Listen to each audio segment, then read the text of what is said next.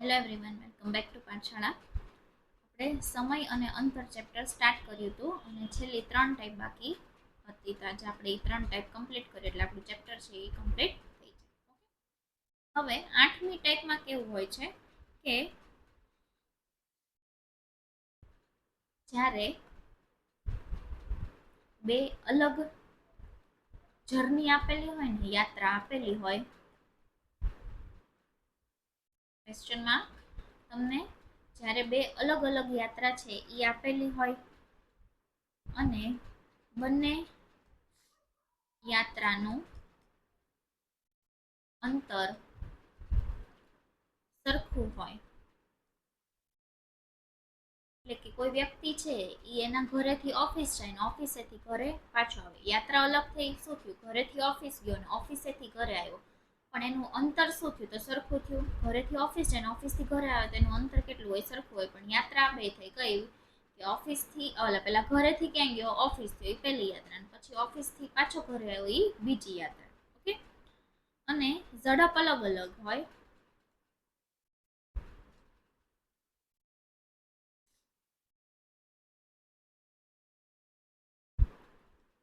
ત્યારે સરેરાશનું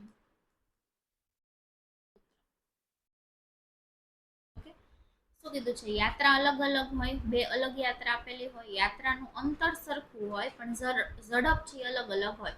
ઓફિસે ઘરેથી ઓફિસ જવા એ 10 કિલોમીટર પર અવર થી જાય છે અને ઓફિસથી ઘરે આવવા માટે 20 કિલોમીટર પર અવરની ઝડપથી આવે છે. ઝડપ છે અલગ અલગ. જતો તો ત્યારે 10 અને આવતો તો ત્યારે 20. એ રીતનું હોય ત્યારે સરેરાશનું સૂત્ર શું હોય છે? તો કે સરેરાશ ઝડપ ઇઝ ઇક્વલ ટુ 2xy છેદમાં x પ્લસ y. ઓકે. હવે આમાં x એટલે શું છે? તો કે જવાની ઝડપ. x એટલે કે જવાની ઝડપ અને y એટલે આવવાની ઝડપ. x એટલે જવાની ઝડપ અને y એટલે આવવાની. એટલે આપણું સૂત્ર શું છે? 2xy છેદમાં x પ્લસ y. ઓકે. એ ઉપરથી આપણે ક્વેશ્ચન સોલ્વ કરીએ કે લાલો અમદાવાદથી બરોડા સુધીનું અંતર 20 કિલોમીટર પર અવરની ઝડપથી કાપે છે અને બરોડાથી અમદાવાદ સુધીનું અંતર 30 કિલોમીટર પર અવરની ઝડપથી કાપે તો તેની સરેરાશ ઝડપ શોધો. આપણું સૂત્ર શું હતું? 2xy છેદમાં x પ્લસ y. હવે તમે જો અમદાવાદથી બરોડા ને બરોડાથી અમદાવાદ, ઓકે, અંતર છે શું છે? સરખું છે. અમદાવાદથી બરોડા ગયો, બરોડાથી અમદાવાદ આવ્યો, અંતર શું થયું? સરખું થયું. ઓકે. યાત્રા બે થઈ. અમદાવાદથી પહેલા બરોડા ગયો, પછી બરોડાથી પાછો અમદાવાદ આવ્યો, એટલે કે બે વાર. ઓકે. હવે એનું અંતર તમે જુઓ તો પહેલા એ જ્યારે અમદાવાદથી બરોડા ગયો ત્યારે 20 હતું એની ઝડપ, અને બરોડાથી પાછો અમદાવાદ આવ્યા ત્યારે 30 હતું. ઓકે. એટલે એ શું અંતર શું થયું? અલગ અંતર થયું. એટલે આપણે સૂત્ર શું યુઝ કરવાનું? આવું હોય ત્યારે 2xy છેદમાં x પ્લસ y. ઓકે. 2 ગુણ્યા 20 ગુણ્યા 30 છેદમાં 20 વત્તા 30. ઓકે. 2 ગુણ્યા 20 ગુણ્યા 30 છેદમાં 50. ઓકે. 0 0 કટ 5 ચોક 20 4 તેરી 12 ને 12 દુ 24. તો કે 24 કિલોમીટર પર અવર એની શું થઈ? તો કે સરેરાશ ઝડપ. સરેરાશ ઝડપ ગોતવાનું સૂત્ર છે 2xy છેદમાં x પ્લસ y. મારો આન્સર શું થયો? તો કે 24 મારો આન્સર. ઓકે. એક ક્વેશ્ચન હવે તમે જાતે સોલ્વ કરો. એક ગાડી 30 કિલોમીટરના અંતરે આવેલા એક સ્થળે 60 કિલોમીટર પ્રતિ કલાકની ઝડપે જાય છે અને 30 કિલોમીટર પર અવરની ઝડપે પાછી આવે છે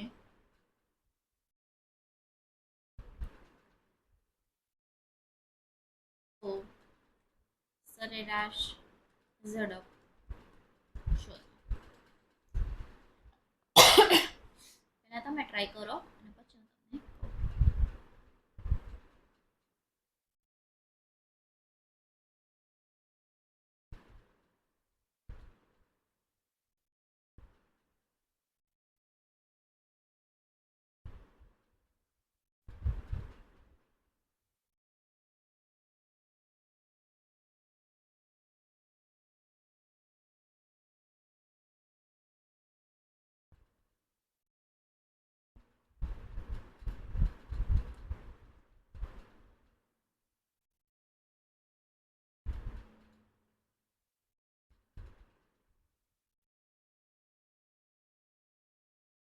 સૂત્ર શું હતું કે 2xy છેદમાં x પ્લસ બે ગુણ્યા પહેલી ઝડપ કેટલી હતી 30 અને પહેલી ઝડપ કેટલી હતી તો કે 60, પછીની ઝડપ કેટલી છે તો કે 30 છેદમાં 60 વત્તા 30 એટલે કે 90.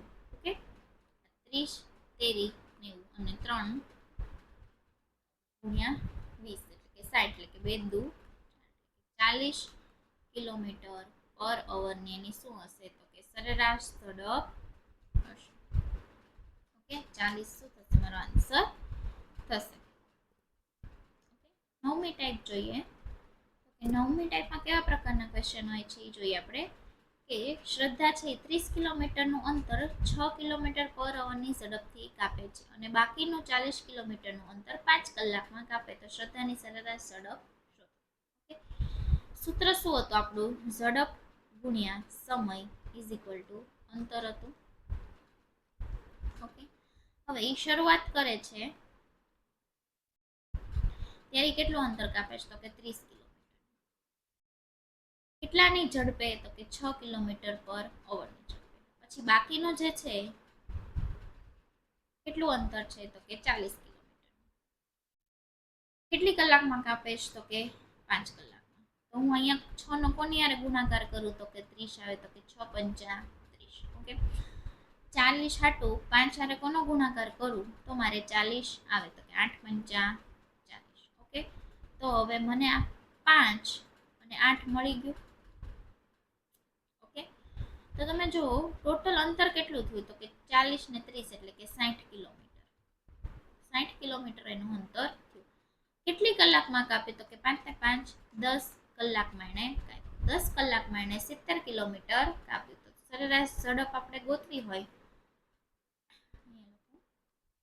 તો ઝડપનું સૂત્ર હતું અંતર છેદમાં સમય. અંતર કેટલું કાપ્યું તો કે 70 કિલોમીટર.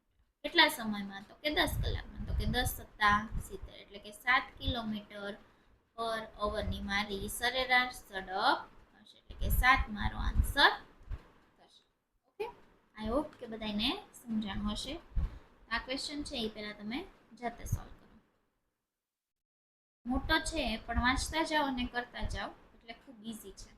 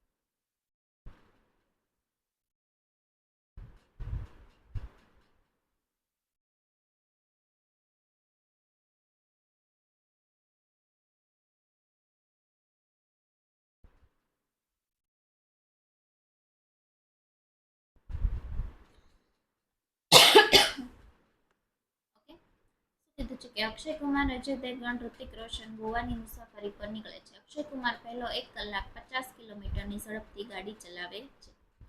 અક્ષય કુમાર છે એ પહેલા 1 કલાક એટલે કે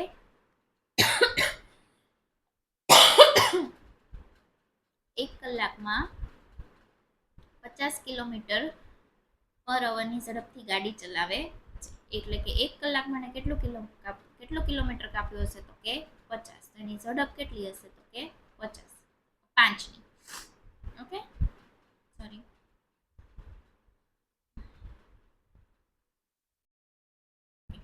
પચાસ કિલોમીટર અંતર એને કાપી લીધું. બરોબર,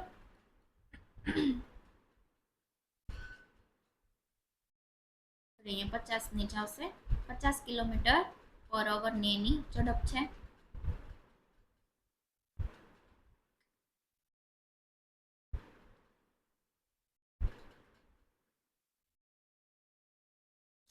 આ 50 છે. ઓકે, તમને શું કીધું છે કે 1 કલાકમાં 50 કિલોમીટર પર અવરની ઝડપથી ગાડી ચલાવે છે. એટલે અંતર એને કેટલું કાપ્યું હશે તો કે 50. ત્યારબાદ અજય દેવગણ છે એ 48 કિલોમીટર પર અવરની ઝડપથી 2 કલાક સુધી ગાડી ચલાવે છે. તો કે 48 કિલોમીટર પર અવરની ઝડપથી કેટલી ગાડી ચલાવે છે તો કે 2 કલાક. તો કે 48 દુ કેટલા થશે તો કે 96. ઓકે, અને પછી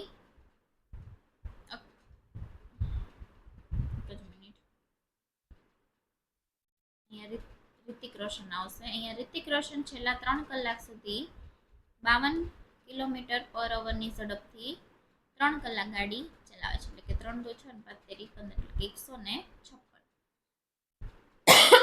તો મુસાફરીની સરેરાશ એટલે તમને ઝડપ આપી હતી, સમય આપ્યો તો એ ઉપરથી આપણને અંતર મળી ગયું. ઓકે, હવે આ ત્રણેયનો સરવાળો કરીએ એટલે કે 302 કિલોમીટર ટોટલ થાય છે. કેટલી કલાકમાં તો કે 3 ને 2 5 ને 1 6 કલાકમાં. ઓકે, તો હવે આપણું સૂત્ર શું હતું તો કે અંતર છેદમાં સમય. ઓકે, અંતર કેટલું છે તો કે 302 અને છેદમાં સમય એટલે કે 6. ઓકે, હવે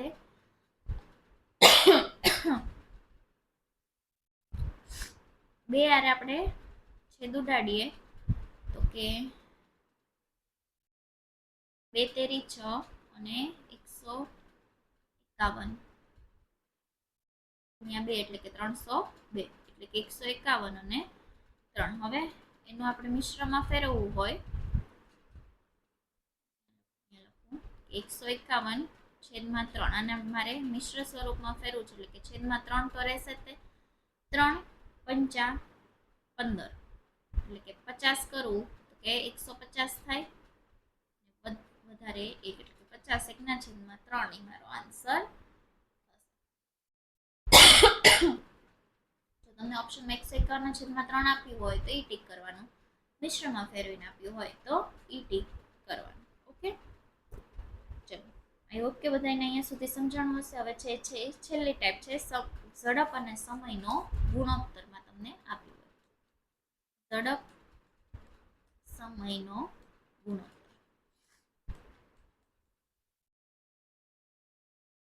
હવે એમાં ઝડપ અને સમયનો ગુણોત્તર હંમેશા વ્યસ્ત પ્રમાણમાં હોય. જેમ કે તમને ઝડપનો ગુણોત્તર આપ્યો હોય કે 1/2, તો સમયનો ગુણોત્તર શું થઈ જાય એનો વ્યસ્ત 2/1.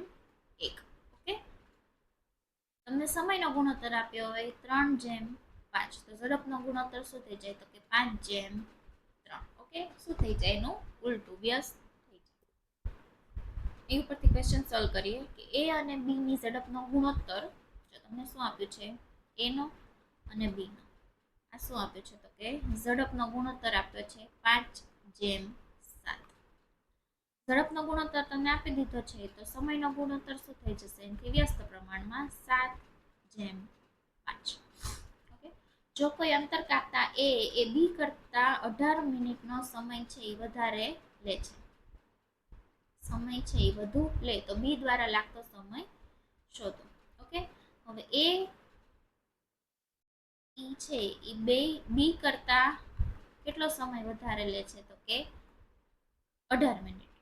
ઓકે, તો કે એ છે 7x આપણે ધારીએ અને બી છે એ 5x આપણે ધારી લઈએ.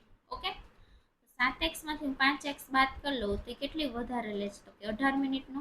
ઓકે, અહીંયા શું થશે 2x 18 એટલે કે x બરાબર 18 ના છેદમાં 2 હું લઈ જાઉં એટલે કે 9 થશે.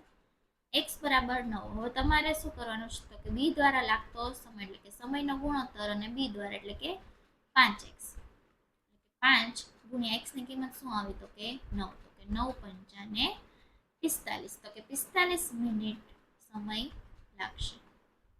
b દ્વારા લાગતો સમય કેટલો હશે તો કે 45 મિનિટ હશે. તો આઈ હોપ કે બધાને ક્વેશ્ચન આવડી ગયો હશે. કાંઈ કરવાનું નથી. જો તમને ઝડપનો ગુણોત્તર આપ્યો હોય તો સમયનો ગુણોત્તર એનાથી વ્યસ્ત પ્રમાણમાં થઈ અને સાદુરૂપ આપી અને તમારે x ની કિંમત મૂકી દેવાની. એમાં કીધું હોય તો એમાં અને બી માં કીધું હોય તો બી. ઓકે, આપણને શું પૂછ્યું હતું તો કે બી નું પૂછ્યું હતું. અહીંયા બી છે અને શેનું પૂછ્યું હતું તો કે સમયનું પૂછ્યું હતું. એટલે કેટલું થાય 5x. x ની કિંમત શોધી લેવાની અને પછી એમાં x ની કિંમત મૂકી અને તમારો આન્સર આવી જાય. અહીંયા આપણું સમય અને અંતરનું ચેપ્ટર છે એ કમ્પ્લીટ થાય છે. નેક્સ્ટ લેક્ચરમાં આપણે નવું ચેપ્ટર સ્ટાર્ટ કરશું. ત્યાં સુધી સ્ટે ટ્યુન.